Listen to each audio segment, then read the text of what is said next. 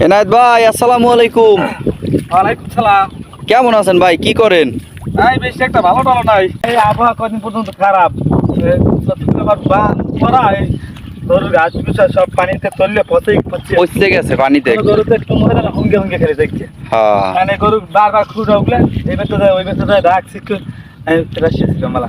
ভাই কি করার, এখন বৃষ্টি হইলে আল্লাহ পাক দিলে তো আর কিছু করার নাই। আরে কিছু তোর তো গায়ে আবার মানুষের লাগে, হ্যাঁ কিছু দূর তো গায়ে মানুষের লাগে। হ্যাঁ, আবার কেমন আল্লাহ ভাই? তো যাতে দিতেছে এনে ডালা আছে, ডালাটা ছাড়িয়ে দেবে না, ছাড়িয়ে দিলে ঘাসটা পানিটা শুয়ে দেবে, ঘাসটা বাইরে আসলেই তো ভাই, এখানে তো অনেক গরু আছে, প্রায় 200-300 গরু আছে না? আর অমুকের জায়গায় দিয়ে হাড় খাল হয়ে যাবে, সমুকের জায়গায় কাটতে গেলে খাল হয়ে যাবে, মাথা হাড়াহাড়ি দেবে, কৃষকের লস হয়। নিশ্চয় গেল loss। এই- এই- এই- যাই হোক ভাই, এখন দোয়া ছাড়া কিছু করে নাই, যে আল্লাহ একটু রোদ দেয়, সামনে যেহেতু কোরবানি নাকি, হ্যাঁ, হ্যাঁ, তা একটু রোদ দিলে দেখা গেছে গরু বছর ঘাস টাস খাইতে পারে, নাহলে তো গরু বছর একদম সমস্যা হয়ে যাবে না? অনেক সমস্যা। তারপরে পানির মধ্যে তো প্রচুর যোগ, চোখ তো আছি, জয় টয় ধরে না ভাই?